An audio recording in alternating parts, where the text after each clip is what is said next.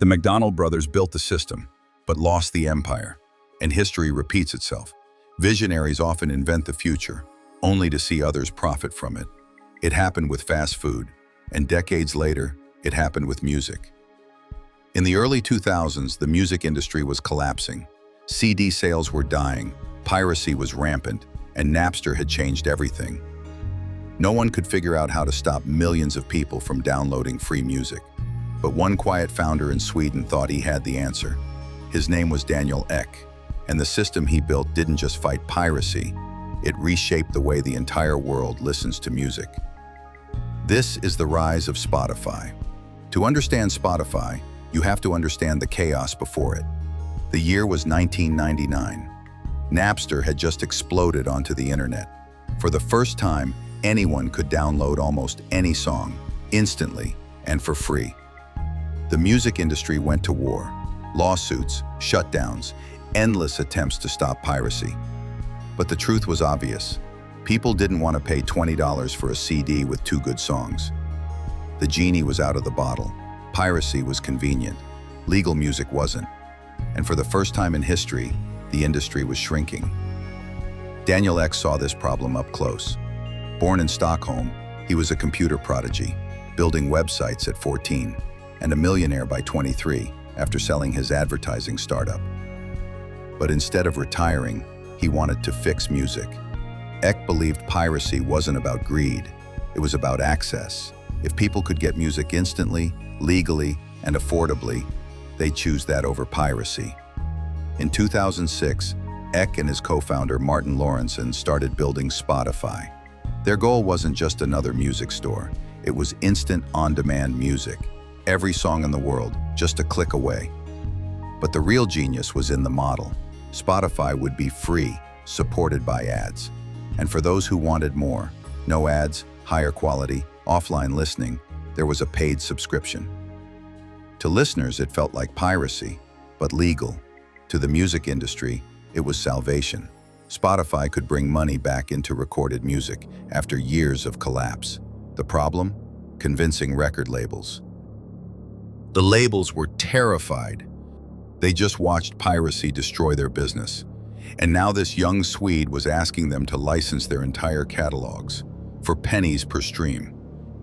It took years of negotiations, but by 2008, Spotify launched in Sweden and quickly spread across Europe. When it finally arrived in the US in 2011, backed by Sean Parker of Napster fame, the industry held its breath. Would people really pay for music again? The answer was yes. Spotify's growth was explosive. Playlists like Discover Weekly became cultural phenomena. The app turned casual listeners into loyal subscribers, and unknown artists into overnight stars. By 2015, Spotify had over 75 million users. By 2020, it had over 300 million. Spotify didn't just beat piracy, it made piracy obsolete. But victory came with tension.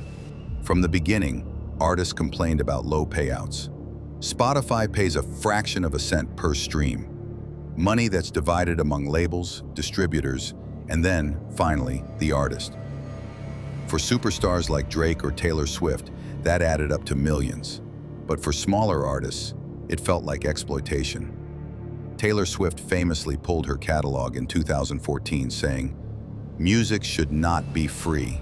Others called Spotify the death of the album, as playlists and singles dominated. And even as Spotify grew, it struggled to make money itself. That's because every time a song plays, Spotify owes money to the labels. Unlike Netflix, which owns its shows, Spotify doesn't own the music. And that meant, no matter how big it grew, profits stayed razor thin. Daniel Ek's system had saved the industry, but the industry still held him hostage. So Spotify needed a new plan. In 2019, it made a bold bet: podcasts.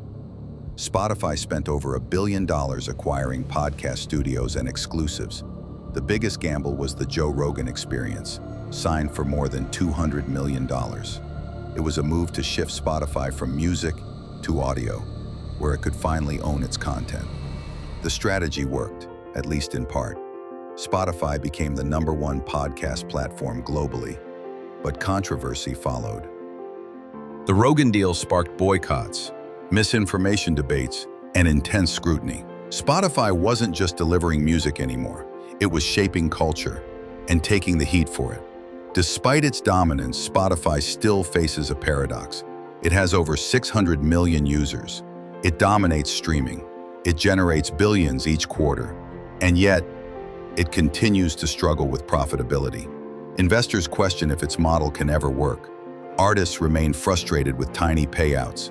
And new rivals, Apple Music, YouTube Music, Amazon, are constantly chasing.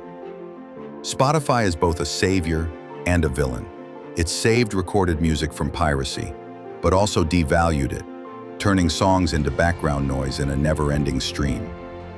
The story of Spotify is a story about disruption and compromise.